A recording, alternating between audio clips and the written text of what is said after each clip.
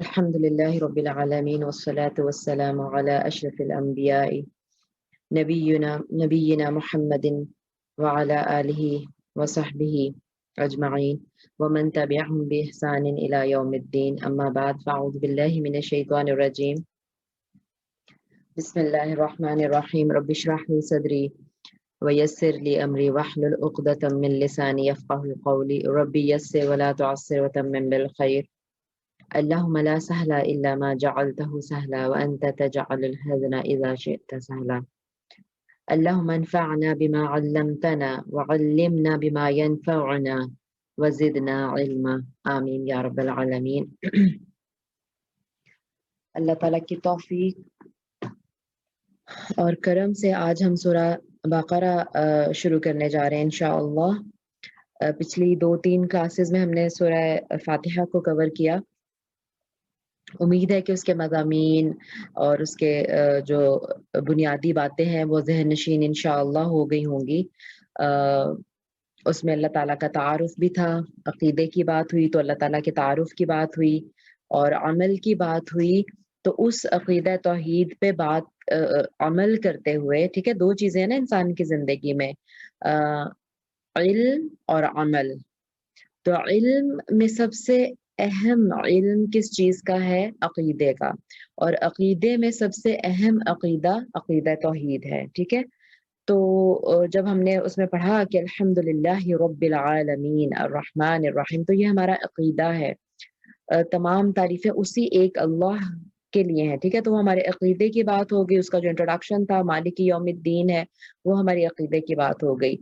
اس کے بعد اور مانگنا بھی اسی سے ہے، مدد بھی اور عبادت بھی اسی سے کرنی ہے. پوری عقیدے کی بات ہوگی. اور عمل اس پہ یہ تھا کہ جو ہم نے ہدایت مانگی ہے اس اللہ تعالیٰ کی عبادت کرتے ہوئے ہم اسی سے صرف ہدایت مانگے، اور اس ہدایت کی روشنی میں جو جن پہ نعمتیں ہوئی ان کی راہ پہ چلنا ہے، اور جن پہ جو گمراہ ہو گئے ان کی راہ سے بچنا ہے. یہ عمل کی بات تھی اس میں. ٹھیک ہے، تو علم اور عمل، عقیدہ توحید اور اس کی روشنی میں اس کے جو تقاضے ہیں وہ ہم نے بات کی الحمدللہ. آج ہم سورہ بقرہ اپنی شروع کرنے جا رہے ہیں، اور پھر دیکھیں گے کہ اس کا پیچھے کیا تعلق ہے. سورہ بقرہ کا سورہ فاتحہ سے تعلق بھی انشاءاللہ ہم ڈسکس کریں گے.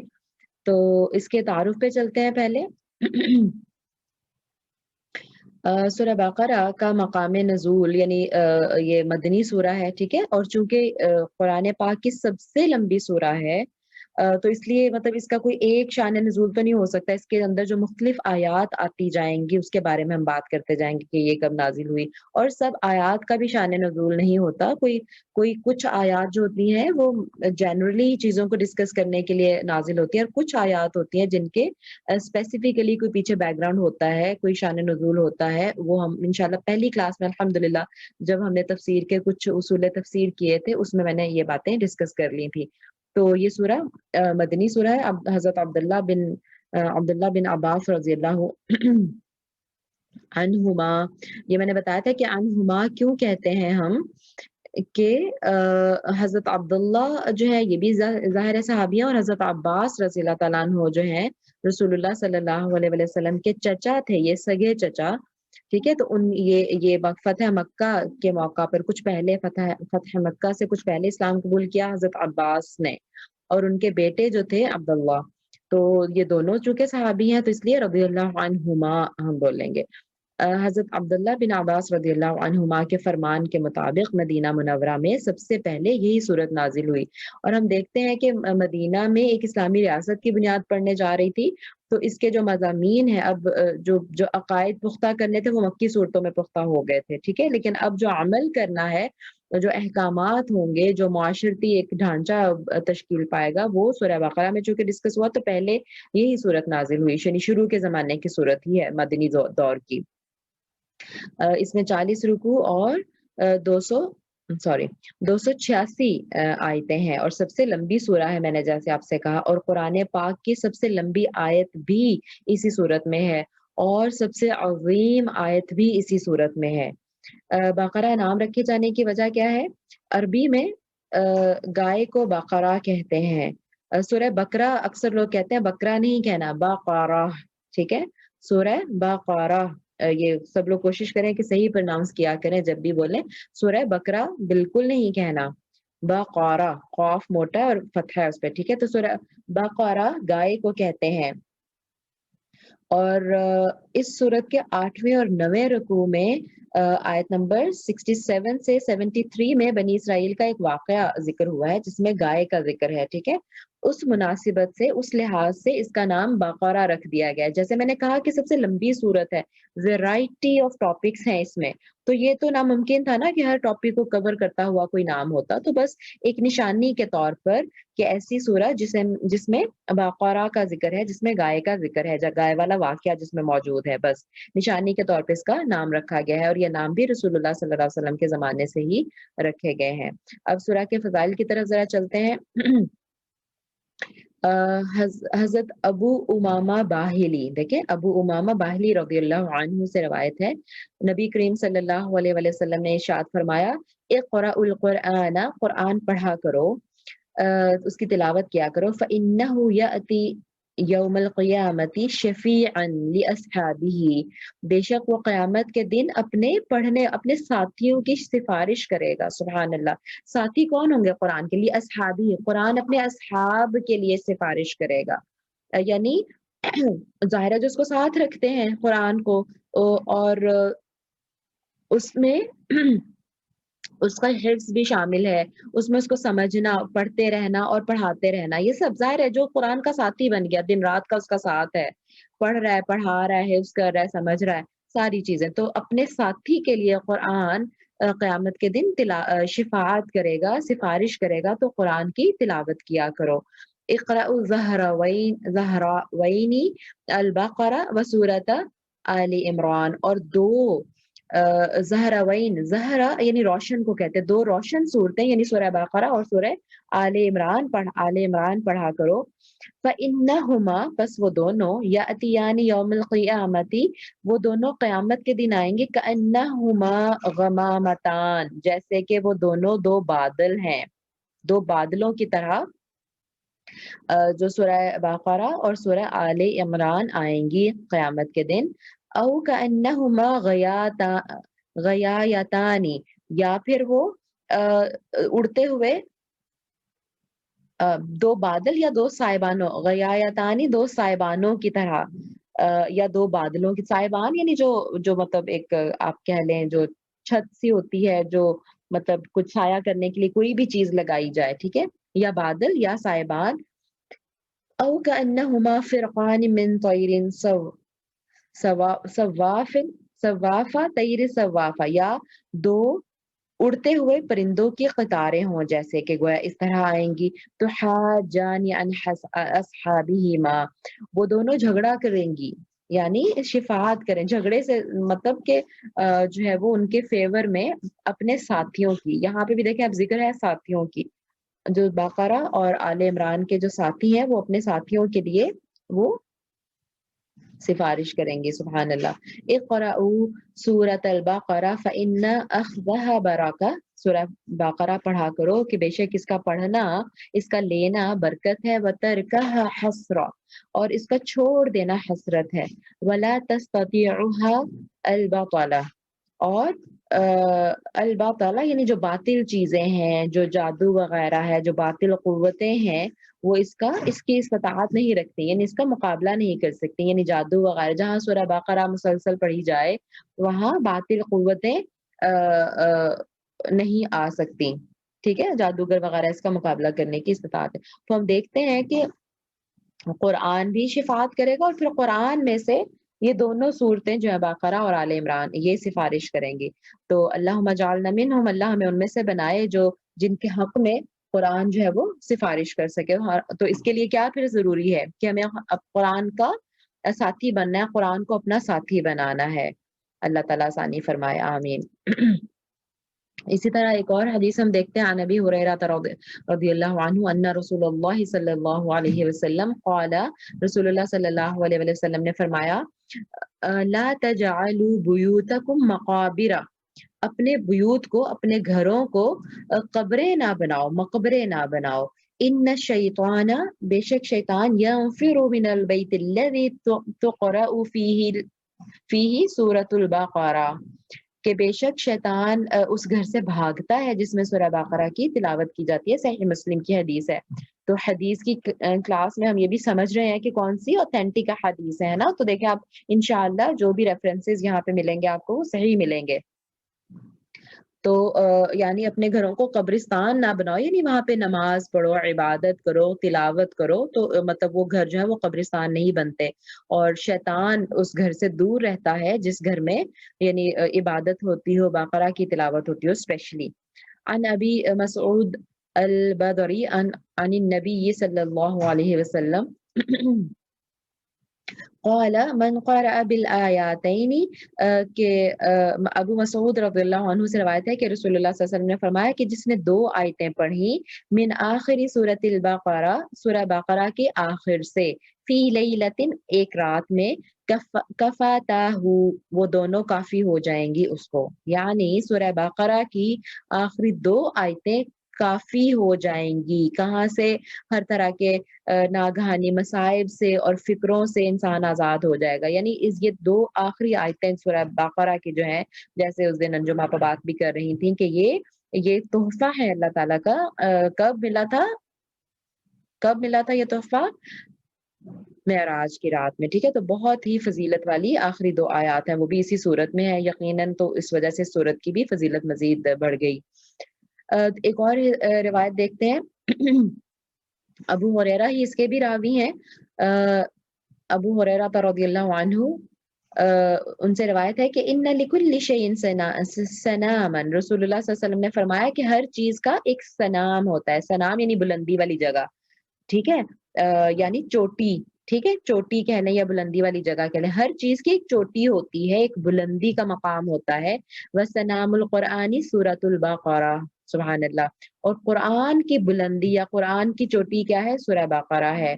व इन्न शैताना इज़ा समिअ सूरतुल बक़रा, और जब शैतान सूरह बक़रा सुनता है तो क़राउ पढ़ी जाती है, ख़रजा यानी जब वो सूरह बक़रा की तिलावत होते हुए सुनता है, जब उसकी तिलावत की जाती है, तो ख़रजा मिन बैतिल्लज़ी युक़रअu फ़ीही सूरतुल बक़रा, तो वो निकल जाता है उस घर से, भाग जाता है उस घर से जिसमें सूरह बक़रा की तिलावत की जाती है। तो अल्लाह ताला हमें इसकी सूरह बक़रा की कसरत से तिलावत करने वाला बना दे, आमीन।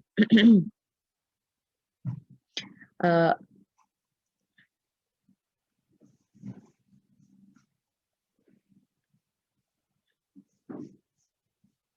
एक मिनट। जी अंजुम आपा। रिफत अस्सलाम वालेकुम वालेकुम वरहमतुल्लाह। अस्सलाम व रहमतुल्लाह। मैं एक चीज़ क्लियर करना चाह रही थी कि जो सूरह बकरा की तिलावत है वो एक साथ के बजाय हम थोड़ी-थोड़ी पढ़ सकते हैं ना? हाँ, हाँ, यानी जैसे बिल्कुल। एक वीक में यानी या एक ही 4 दिन सिटिंग में में पढ़ खत्म लें, करना नहीं, नहीं, बिल्कुल वो ज़रूरी नहीं है कि है एक ही ना? सिटिंग में खत्म करना है। नहीं, नहीं, ऐसा कोई मसला नहीं है। हुँ, मैंने बस इसलिए तो सवाल किया कि बहुत जी, से जी। लोगों के ज़हन में ये कॉन्सेप्ट है कि एक ही अच्छा। सिटिंग में पढ़नी चाहिए। नहीं, नहीं, ऐसा कुछ भी नहीं है। देखिए बस तिलावत की बात हो रही है, हम एडिशन नहीं कर सकते ना अहादीस में, एडिशन नहीं कर सकते। और फिर देखें हुँ, कोई ऐसा भी ना करे कि जो रेगुलर कुरान पढ़ता है इंसान, जो रेगुलर कुरान की तिलावत होनी चाहिए, उसको छोड़ के सिर्फ़ सूरह बक़रा ही पढ़ता रहे, राइट? जी, ऐसा भी जी, सही बिल्कुल, नहीं है, बिल्कुल। क्योंकि हुँ, कुछ लोग वज़ीफ़े के तौर पे फिर शुरू कर लेते हैं कुछ सूरतों को उनकी फ़ज़ीलत के पेश नज़र, तो ये गलत बात है। हुँ, देखिए आप बक़रा पढ़ें, ज़रूर पढ़ें, बल्कि कुछ तिलावत लगाते हैं तो आप लगा दें, आप साथ-साथ सुनते रहें। पूरी अगर आप 1 दिन हुँ, करना चाहते हैं, वो अलग बात है। लेकिन जो रेगुलर पूरा कुरान की तिलावत है, वो अपनी जगह एक ज़रूरी अमल है कि उसको हम जो है इंशाअल्लाह साथ-साथ हमें लेके चलना है। मेरा ख़्याल है क्वेश्चन में एंड पे मैं 10 मिनट पहले छोड़ूँगी और फिर हम लेंगे इंशाअल्लाह ताकि क्लास जो है वो चलती रहे। ठीक है? जज़ाकल्लाह, जज़ाकल्लाह। वैया की। तो फिर इंशाअल्लाह हम बाद में लेते हैं, ठीक है? Mrs Jalil I am sorry और नायला आप भी थी इंशाअल्लाह मैं बाद में लेती हूँ। ठीक है? चलें देखते हैं कि सूरह बक़रा का महवर और मौज़ू क्या है? ओवरऑल सूरह बक़रा क्या बात कर रही है? तो चूँकि ये कुरान पाक की सबसे बड़ी सूरा है, इसका मरकज़ी मज़मून ये है कि इसमें बनी इसराइल पर किए गए इनामात और उन इनामात के मुकाबले में जो बनी इसराइल ने नाशुक्रियाँ की, ठीक है? और जो उनके बड़े-बड़े जराइम थे, जैसे बछड़े की पूजा करना, सरकशी और अनाद, اور ان کی وجہ سے حضرت موسیٰ علیہ السلام سے طرح طرح کے مطالبے کرنا اور اللہ تعالیٰ کی آیتوں کے ساتھ کفر کرنا، انبیاء علیہ السلام کو ناحق شہید کرنا اور عہد توڑنا وغیرہ، ایک دفعہ عہد کر لیا پھر توڑ دیا، ٹھیک ہے، اور گائے ذبح کرنے کا واقعہ اس میں ذکر ہے، اور نبی کریم صلی اللہ علیہ وآلہ وسلم کے زمانے میں موجود یہودیوں کے باطل عقائد، بنی اسرائیل کے ریفرنسز دے دے کے، اور اس وقت جو یہودی عقائد گھڑ کے بیٹھے ہوئے تھے مدینہ میں، چونکہ یہودیوں کا ایک پاور تھا، تو اس حوالے سے اس میں بات کی گئی ہے سورہ بقرہ میں، اور یہ مسلمانوں کو یہودیوں کی دھوکہ دہی سے آگاہ کیا گیا ہے۔ اس کے چونکہ 3 پاروں پہ مشتمل 2.5 پارے تقریباً، ٹھیک ہے، تو تیسرے پارے میں جا کے یہ ختم ہوگی، تو ہم پارہ بائی پارہ اس کے مضامین پہ ایک نظر صرف ڈال لیتے ہیں۔ تو پہلے پارے کے اہم مضامین ہے کہ سب سے پہلے تو قرآن ہم انشاءاللہ بھی جو شروع کرنے جا رہے ہیں، تو قرآن پاک کی صداقت اور حقانیت ثابت کی گئی ہے، اور پھر لوگوں کی 3 اقسام کا ذکر آئے گا، اس میں کون کون سی 3 اقسام ہوتی ہیں؟ مومن ہوتے ہیں یا کافر، اور ایک بیچ والی کیٹیگری بھی ہوتی ہے جس کو منافق کہتے ہیں، ٹھیک ہے، اور قرآن کے اعجاز کا بیان کہ یہ معجزہ ہے، اور قرآن کے ذریعے اللہ تعالیٰ نے چیلنج کیا ہے لوگوں کو، کفار کو، اور حضرت آدم علیہ السلام کی تخلیق کا واقعہ،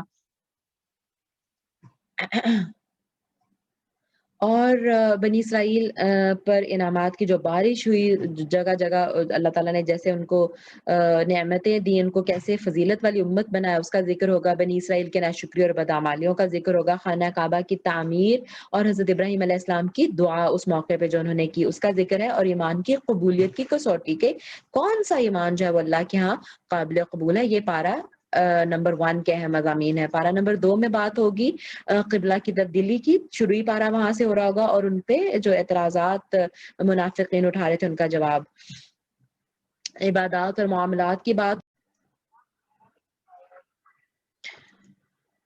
جی السلام علیکم ورحمۃ اللہ وبرکاتہ، ویلکم بیک، ہمارا ڈسکنیکٹ ہو گیا تھا تو ابھی دوبارہ ہم شروع کریں انشاءاللہ۔ تو سورہ بقرہ کے جو دوسرے پارے کے مضامین ہیں اس پہ ہم بات کر رہے تھے کہ قبلہ کی تبدیلی اور اس کے اعتراضات اور ان کے جوابات کی اس میں ذکر ہوگا، بالکل پارہ وہیں سے شروع ہو رہا ہے، اور اس کے بعد نماز اور یعنی اس کے مسائل جو ہے، مسائل تو ظاہر ہے نماز کے ڈسکس نہیں ہوئے، زکوٰۃ اور رمضان کے روزے جو تھے یہ فرض ہوئے تھے 2 ہجری میں، تو ان کے احکامات آئیں گے، اور اس کے بعد حج، اللہ کی راہ میں جہاد کرنے کا۔ اب حج جو ہے وہ یعنی حج کی آیات جو فرضیت کے ہے نا، وہ 9 ہجری میں حج فرض ہوا تھا، ٹھیک ہے، تو وہ لیکن وہ اس میں شامل کر دی گئی عبادات کے ساتھ اس کو وہ کمپلیٹ کرنے کے لیے۔ تو جو آیات جیسے پورے قرآن کی ترتیب جو ہے وہ اس طرح نہیں ہے جس طرح ہمیں مصحف میں نظر آتی ہے، ٹھیک ہے، نزولی، اور اسی طرح آیات کی بھی ترتیب جو ہے نا، جیسے ایک سورت کی ہمیں آیات نظر آتی ہے نا، ایک کے بعد دوسری، تیسری، چوتھی، پانچویں، وہ آیات بھی ایسے نازل نہیں ہوئی تھی، وہ بھی کوئی بعد میں اور کوئی پہلے ہوئی تھی، تو جہاں اس کو وہ ٹاپک کے حساب سے سوٹ کرتی ہیں، سبحان اللہ، اللہ تعالیٰ نے وہاں وہ آیات جو تھی اس کو کہاں رکھنا ہے، کون سی آیات کے پیچھے اور کون سی آیات کے بعد، یہ بھی بات تب بھی ہوگی تھی، اور ابھی بس چونکہ ذکر چل رہا تھا تو میں نے اس کو دوبارہ آپ کو تازہ بھی کر دی ہے یہ بات کہ وہ آیات جو ہے اب حج کی اگر شروع میں آ جائیں گی ان کے ساتھ، تو اس کا یہ مطلب نہیں ہے کہ حج بھی جو ہے وہ شروع کے زمانے میں ہی فرض ہو گیا تھا، ٹھیک ہے، حج جو ہے وہ جا کے 9 ہجری میں فرض ہوا، لیکن اس کی آیات جب روزے کے مسائل آ رہے ہیں تو اس کے ساتھ پھر حج کے مسائل بھی ڈسکس ہو گئے اس میں، ٹھیک ہے، وہ بعد میں آیات وہاں پہ رکھی گئی ترتیب میں۔ اس کے علاوہ خرچ، اللہ تعالیٰ کی راہ میں مال خرچ کرنے کے بارے میں ڈیٹیل میں آیات آئیں گی، اور وہ کہاں کہاں خرچ کرنا ہے اس کے بارے میں بات ہوگی، کہ والدین پر، رشتہ داروں پر، یتیموں کے ساتھ معاملات کرنا، نکاح اور طلاق کے معاملات اس میں ڈسکس ہوں گے، رضاعت، عدت، قتل کے جو ہے وہ مذمت کی جائے گی، لوگوں کے مال ناحق کھانے کے بارے میں بات ہوگی، اور مسلمانوں کو ایک شرعی دستور یعنی ایک پورا جو ایک سوشل لائف کا سٹرکچر ہے وہ ہمیں سورہ بقرہ میں الحمدللہ مل جائے گا۔ اور اس کے بعد جیسے میں نے کہا کہ بنی اسرائیل کے بارے میں اس میں ڈیٹیل میں بات ہوئی ہے، تو ان کے تابوت سکینہ کا ذکر ہوگا اس میں، اور طالوت اور جالوت کے درمیان جو جنگ ہے وہ والا واقعہ سورہ یہ دوسرے پارے کے آخر میں ہمیں ملے گا۔ اس کے علاوہ تیسرے پارے کے جو مضامین ہیں مردوں کو زندہ کرنے کے ثبوت پر حضرت عزیر علیہ السلام کی وفات جو ایک بستی سے گزرے وہ والا واقعے کا ذکر آئے گا، اور پھر حضرت ابراہیم علیہ السلام نے بھی جو پوچھا کہ اللہ تو کیسے زندہ کرے گا، تو 4 پرندوں کا جو واقعہ ہے حضرت ابراہیم علیہ السلام کا جو معجزہ ہے اس کا ذکر ہوگا، اور پھر سورہ کے آخر میں اللہ تعالیٰ کی طرف رجوع کرنے، گناہوں سے توبہ کرنے اور کفار کے خلاف مدد طلب کرنے کی طرف مسلمانوں کی توجہ دلائی گئی ہے، ٹھیک ہے، اور قیامت کے دن سے ڈرایا گیا آخری آیات میں، اور جو 2 آیات ہیں اس کا بھی میں نے پہلے ذکر کر دیا۔ اب جو اس کا کنیکشن میں نے کہا تھا کہ ہم سورہ بقرہ سے بھی سورہ فاتحہ سے بھی جوڑیں گے، تو ہم اچھی طرح پڑھ رہے ہیں سورہ فاتحہ میں کہ مسلمانوں کو کیا سکھایا گیا ہے۔ اللہ تعالیٰ کہہ رہے ہیں اہدنا الصراط المستقیم، رائٹ، یعنی ایاک نعبد و ایاک نستعین، ہم تیری ہی صرف عبادت کرتے ہیں اور صرف تجھ سے ہی مدد مانگتے ہیں۔ تو کیا مدد مانگنی ہے وہ اللہ نے ہمیں سکھا دی، بتا دیا کہ سب سے زیادہ ضروری کیا چیز ہے، اہدنا الصراط المستقیم، ٹھیک ہے۔ تو یہ دعا ہم نے مانگی تو اس کا جواب دعا جو ہے، اس کی دعا کی قبولیت جو ہے وہ سامنے ہمارے آگے سورہ بقرہ کی شکل میں فوراً، ٹھیک ہے۔ تو یہ دعا اللہ تعالیٰ نے قبول فرمائی، اور سورہ بقرہ میں وہ جو صراط مستقیم ہے، سیدھا راستہ، وہ شروع میں ہی اللہ تعالیٰ نے ذکر کر دیا۔ ابھی ہم شروع کرنے جا رہے ہیں سورہ بقرہ، تو وہاں پہ ہم دیکھیں گے کہ ایمان والوں کی صفات شروع میں ہی آ گئیں، ٹھیک، کہ یہ ہے سیدھا راستہ، ہدایت یہ لوگوں کو ملے گی جو اس طرح سے ہوں گے اور یہ ایمان والے ہوں گے، ٹھیک ہے۔ اور اس کے ساتھ ساتھ دیکھیں مشرکین اور منافقین کی نشانیاں، یہودیوں کا طرز عمل، نیز معاشرتی زندگی کے اصول احکام بھی بتا دیے کہ وہ بھی صراط مستقیم کا حصہ ہے۔ ہم قرآن کو انشاءاللہ صرف پڑھنے کی حد تک نہیں پڑھیں گے، اگر ہم قرآن کو یہ ہدایت سمجھ کے اور صراط مستقیم سمجھ کے ہم لیں گے تو اس کا اثر ہماری زندگیوں میں انشاءاللہ نظر آنا چاہیے، کہ ہماری جو زندگیوں کے اصول و ضوابط ہیں جو وہ انہی احکامات کی روشنی میں گزرے۔ تو اس کا مطلب ہے کہ جو ہم اللہ سے بار بار دعا مانگتے ہیں اہدنا الصراط المستقیم، تو وہ قرآن کی صورت میں صراط مستقیم ہمارے پاس ہے انشاءاللہ، اس کو ہم اپنی زندگیوں میں بھی لائیں گے۔ اس کے ساتھ ساتھ ایک طرف تو شریعت کے قوانین بتا دیے، سوشل سٹرکچر، ڈھانچہ کیا ہوگا معاشرے کا، کیسے سارے معاملات کرنے وہ بتا دیا۔ اس کے ساتھ ساتھ غیر المغضوب علیہم ولا الضالین، ٹھیک ہے، یہ بھی تھا نا کہ ان کے راستے پہ نا یا اللہ ہمیں چلانا، تو وہ راستہ کون سا ہے، یہودیوں کا۔ اس کی طرز عمل جو ہے وہ اس سورہ میں واضح ہو کے آگیا کہ یہودی کرتے کیا تھے، پرابلمز کیا تھی بنی اسرائیل کے ساتھ، تو کہیں ہم بھی ان جیسے نہ ہو جائیں۔ ہم جیسے جیسے چلتے جائیں گے ہم کمپیئر کرتے جائیں گے کہ دیکھیں یہ کیا بنی اسرائیل نے، کہیں ہم بھی تو نہیں کر رہے، یہ کیا بنی اسرائیل نے، ان کے یہ جرائم تھے، ان کے یہ گناہ تھے، کیا ہم بھی تو کہیں نہیں کر رہے؟ کیوں؟ کیونکہ ہم نے ان کے راستہ نہیں فالو کرنا، ٹھیک ہے نا۔ تو یہ ہم کمپیریزن انشاءاللہ ساتھ ساتھ لے کے چلیں گے۔ اور غیر المغضوب علیہم یہودیوں کے بارے میں ہے، علماء کہتے ہیں، ابھی ہم پیچھے کر رہے ہیں، اور والضالین تمام علماء کا اتفاق ہے کہ وہ عیسائیوں کے بارے میں ہے، ٹھیک ہے، عیسائیوں کو کہا گیا جو گمراہ ہو گئے۔ تو سبحان اللہ، جو یہودیوں کا ڈیٹیلڈ طرز عمل ہے نا وہ تو ہمیں سورہ بقرہ میں مل جائے گا، اور اس کے علاوہ جو اگلی سورہ ہے سورہ آل عمران، ٹھیک، وہ اس میں عیسائیوں کا ڈیٹیل طرز عمل ہمیں انشاءاللہ مل جائے گا۔ تو جیسے میں نے شروع میں کہا نا، جو شروع میں ہم سورہ بقرہ کی فضیلت پڑھ رہے تھے، تو ہم نے دیکھا نا کہ 2 روشن صورتیں، ٹھیک ہے، تو بقرہ کے ساتھ ساتھ سورہ آل عمران کو کہا گیا ہے، یہ 2 روشن صورتیں، اور یہ 2 جو ہیں وہ آئیں گی سفارش کرنے اپنے پڑھنے والوں کے لیے، اور پڑھنے کے ساتھ ساتھ عمل کرنا، یہ ہم یاد رکھیں۔ خالی تلاوت کرتے رہیں گے اور زندگیوں میں بقرہ اور آل عمران نافذ نہیں ہوں گی تو وہ پھر اللہ ہی بہتر جانتا ہے، میں کچھ نہیں کہہ سکتی کہ وہ ہمارے حق میں سفارش کریں گی، یہ ہمارے خلاف سفارش کریں گی، کیونکہ دیکھیں یہ منافقت ہو جائے گی نا کہ ہم پڑھ تو رہے ہیں صرف ان کو برکت کے لیے، لیکن جس مقصد کے لیے، جس ہدایت کے لیے، کیونکہ بیسیکلی پرپز اہدنا الصراط المستقیم ہے قرآن کا، اس پرپز کو اگر ہم نہیں کریں گے تو کتنی زیادتی اور ناانصافی کی بات ہے قرآن کے ساتھ، ٹھیک ہے۔ تو میرا خیال ہے کہ بات واضح ہوگی۔ تو یہودیوں کا طرز عمل ہمیں بقرہ میں انشاءاللہ مل جائے گا، اور عیسائیوں کا سورہ آل عمران میں مل جائے گا۔ تو یہ دونوں صورتیں روشن صورتیں ہمارے لیے، اور یہ کمپلیٹ کر دیں گی ہمارے وہ اہدنا الصراط المستقیم اور غیر المغضوب علیہم ولا الضالین والے کانسیپٹ کو انشاءاللہ۔ تو جو ایک اوور آل ویو ہم دیکھ لیتے ہیں سورہ بقرہ کا، اس کے شروع میں مقدمہ کا مطلب ہے جو شروع میں ہی بات آ جاتی ہے، ٹھیک ہے؟ تو شروع میں ہی لوگوں کی 3 اقسام ابھی ہم انشاءاللہ دیکھنے جا رہے ہیں، متقین، منافقین، کافرین، اور پھر اس کے بعد زمین کی خلافت۔ دیکھیں اللہ تعالیٰ نے انسان کو زمین میں کسی پرپز کے لیے بھیجا نا، تو اس میں آدم علیہ السلام کا قصہ، اور پھر جو جہاں سے بنی نوع انسان کا آغاز ہوا، ٹھیک؟ اس کے بعد 2 جو ہیں خلافتوں کی بات ہوگی اس میں، اور 2 پیرالل راستے جو ہمیں نظر آئیں گے۔ ایک تو گمراہ کن خلافت، ہم دیکھیں گے انشاءاللہ جب سورہ حضرت آدم علیہ السلام کا قصہ آئے گا کہ اللہ نے آدم علیہ السلام کو خلیفہ بنایا زمین پہ۔ اب جو اولاد آدم ہے، جو وہ کس کس طرح سے مطلب اس نے وہ خلافت کا حق ادا کیا، تو اس سلسلے میں ایک گمراہ کن خلافت کی بات آئے گی جو بنی اسرائیل کی مثال ہوگی، ٹھیک ہے؟ اور دوسری ہدایت والی خلافت کی بات آئے گی جو ابراہیم علیہ السلام کی کا قصہ، اور ان کے جو ہمیں ذکر ملے گا کہ انہوں نے کیسے چلے چیزوں کو، ٹھیک ہے؟ دین ابراہیمی کیا ہے۔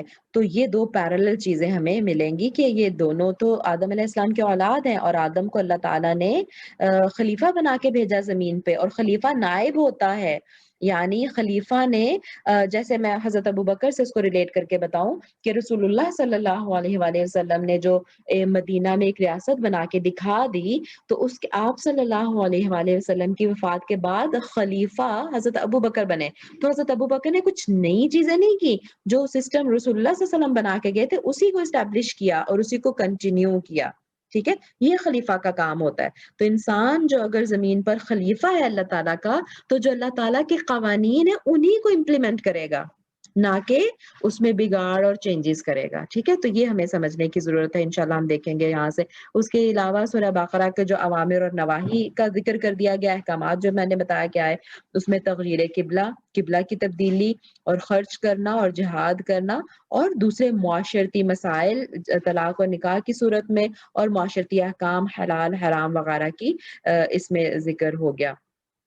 اور اس کے بعد جو خاتمہ ہے اس کا، یعنی اینڈنگ آف سورہ جو ہے، وہ پھر جیسے سورہ تھرڈ پارہ میں آیت الکرسی آئے گی، بہت عظیم آیت، اور اس میں اللہ تعالیٰ کا تفصیلی تعارف ہے، اور پھر ارکان ایمان کی دہرائی، اور سمعنا و اطعنا والا مزاج ہمیں اختیار کرنا ہے، یہ ساری ڈیٹیلز پڑھ کے یہودیوں کی، اور جو اوامر اور نواہی کا پڑھ کے کہ کیسے جو ہے وہ ہمیں چیزوں کو لے کے چلنا ہے، پھر اس پہ ہمارا ایٹیٹیوڈ کیا ہونا چاہیے۔ اگین یہودیوں سے کمپیئر کریں گے، وہ کہتے تھے وہ کہ مطلب وہ تو کجی کرتے تھے اس میں، ٹھیک ہے؟ لیکن ہم نے کیا کہنا ہے، سمعنا، ہم نے سن لیا اور ہم نے اطاعت کی، بس یہ ریکوائرڈ ہے، اور بندگی کا اظہار اور دعا کا اہتمام، ٹھیک ہے؟ اینڈنگ جو دعایات ہیں وہ دعا ہیں، بہت خوبصورت دعا ہے۔ تو اس طرح سے سورہ بقرہ کا انشاءاللہ اینڈ ہوگا۔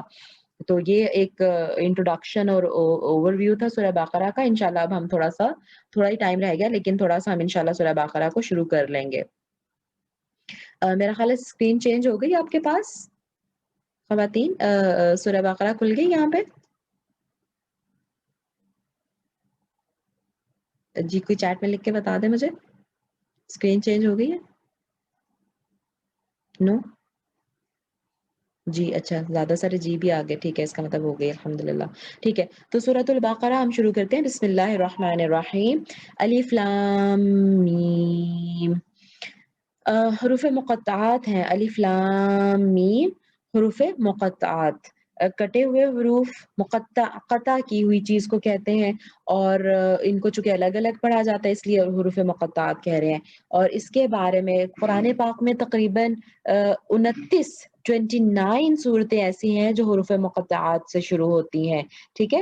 اور اس کے بارے میں جو ایک سیف اوپینین ہے نا، وہ یہی ہے کہ اللہ تعالیٰ کے علاوہ اس کا معنی کوئی نہیں جانتا، ٹھیک؟ یہ ہمارا لب لباب جو اس کا ہے، کیونکہ کچھ جو ہیں اسکالرز، انہوں نے ٹرائی کیا اس کے میننگز فائنڈ آؤٹ کرنے کے، لیکن چونکہ کلاس کے شروع میں بھی بات ہوئی تھی کہ اگر ہمیں صحیح حدیث سے کوئی چیز نہیں ملے گی تو اس کو اوائڈ کرنا چاہیے، سب کو اوائڈ کرنا چاہیے کہ اس کو ہم لیں، ٹھیک ہے؟ تو اگر رسول اللہ صلی اللہ علیہ وآلہ وسلم کی کسی صحیح حدیث سے ہمیں بات ہی نہیں پتہ چلتی کہ اس کے کیا میننگز ہیں، تو ہمیں اس کی کھوج میں نہیں پڑنا۔ اور دوسری بات یہ کہ یہ اگر ہم سمجھیں کہ رسول اللہ صلی اللہ علیہ وسلم کو تو پتا تھا، ہمیں نہیں انہوں نے بتایا، تو یہ بھی ناجائز بات ہے، ٹھیک ہے؟ کیوں؟ کیونکہ اللہ تعالیٰ خود قرآن پاک میں فرماتے ہیں وَمَا هُوَ عَلَى الْغَيْبِ بِضَنِينٍ، اور وہ غیب کی باتیں بتانے میں جو ہے وہ کنجوس نہیں ہے۔ یعنی رسول اللہ صلی اللہ علیہ وآلہ وسلم نے جو ہمارے لیے مطلب اللہ تعالیٰ کی طرف سے پیغامات تھے وہ انہوں نے ایز اٹ از پہنچائے، پوری ایمانداری سے پہنچائے، ٹھیک ہے؟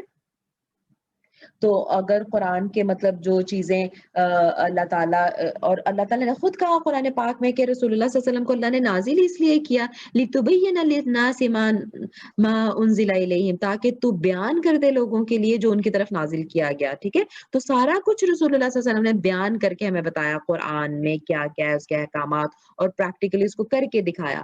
تو اگر رسول اللہ صلی اللہ علیہ وسلم سے کچھ ثابت نہیں ہے تو ہمیں یہ نہیں ایمان رکھنا کہ ان کو تو پتا تھا لیکن انہوں نے ہمیں نہیں بتایا، ٹھیک ہے؟ ایک یہ بات کلیئر ہمیں کرنی چاہیے۔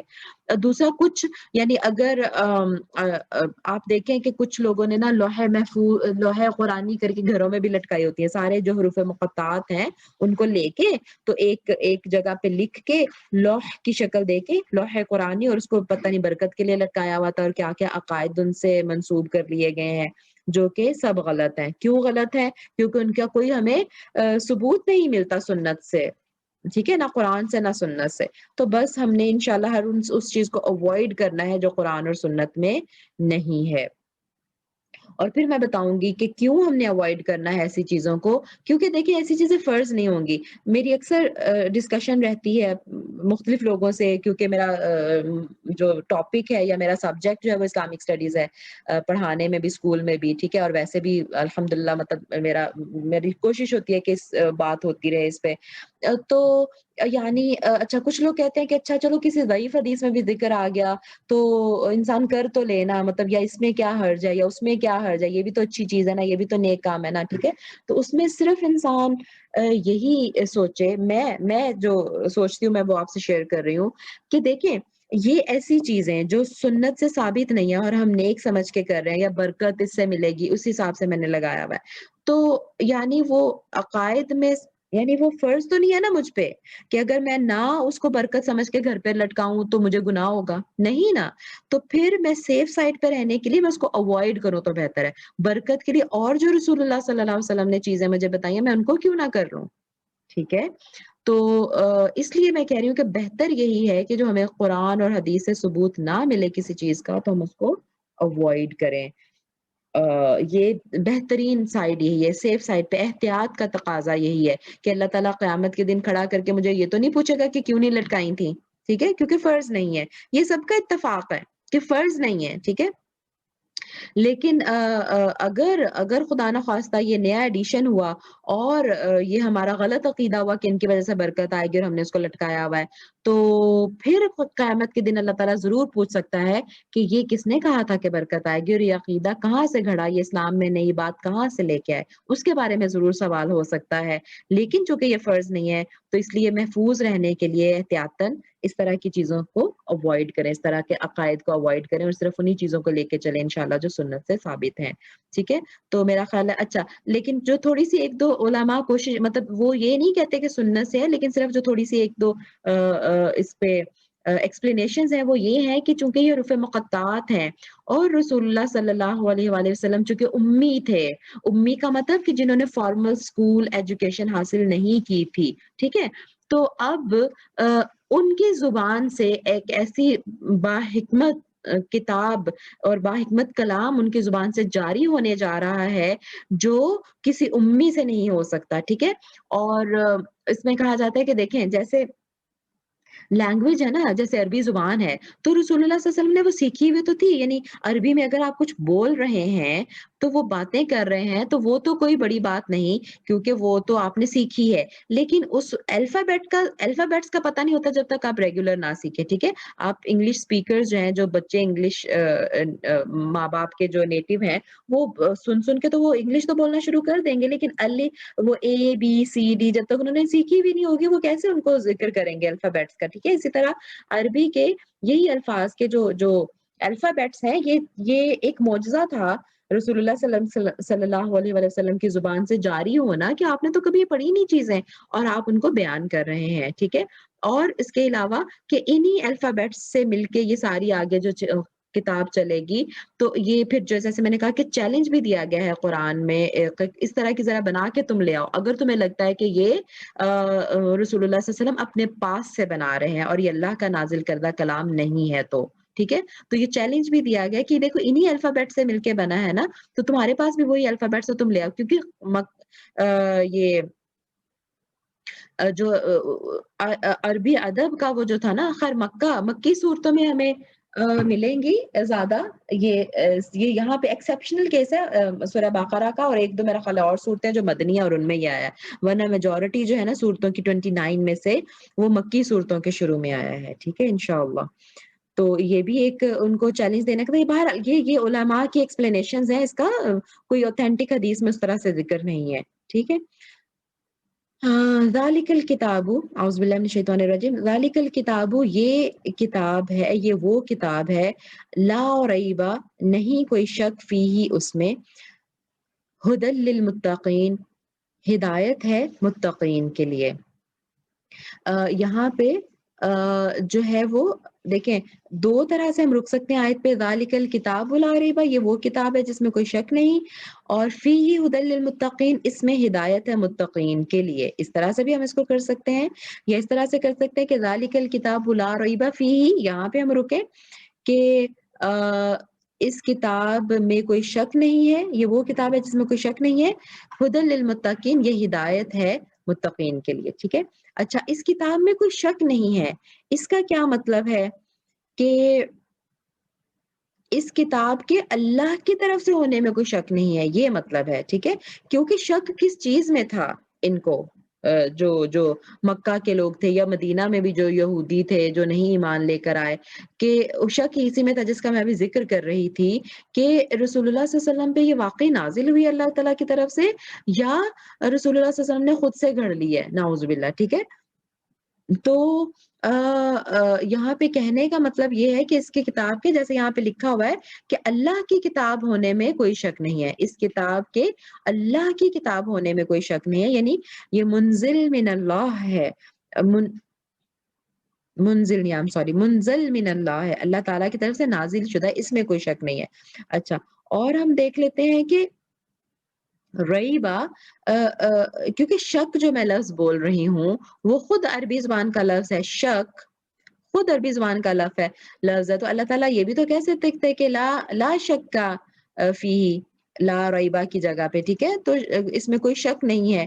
लेकिन शक तो एक बड़े डाउट को कहते हैं।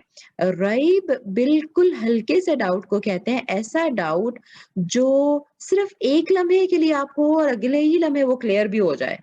यानी आपको हल्का-सा डाउट हुआ कि क्या यूँ है और फिर नेक्स्ट मोमेंट आपको पता चल गया कि नहीं, नहीं, नहीं ऐसा नहीं है। ठीक है? तो इतना सा जो रैब हो सकता है ना हल्का-सा एक मोमेंट के लिए, वो भी इसमें किसी को नहीं होना चाहिए कि ये अल्लाह ताला की किताब है। ठीक है? और जिसमें जैसे इसमें हिदायत का ज़िक्र हो गया कि ये मुत्तकीन के लिए हिदायत है।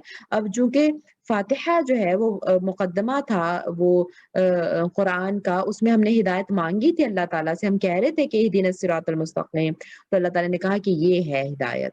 ठीक है? ये किताब, ये पूरा कुरान खुल गया आपके लिए हिदायत के लिए, तो ये जवाबे दुआ है, जो फ़ातिहा में हमने दुआ की, वो ये जो है वो उसका जवाब यहाँ पे आ गया कि इसमें हिदायत है। उसके अलावा ज़ालिकल किताब ज़ालिका का वैसे जो इशारा बईद और करीब है, ठीक है? हमें पता है अगर आप लोगों को थोड़ा-सा अरबी का नॉलेज है, तो हाज़ा का मतलब होता है ये, ٹھیک ہے, اور وہ اشارہ قریب ہوتا ہے جو پاس کی چیز کے لیے کرتے ہیں. اور ذالک اصل میں اشارہ بعید, گرامر کی بکس میں آپ کو ملے گا کہ یہ اشارہ بعید ہے.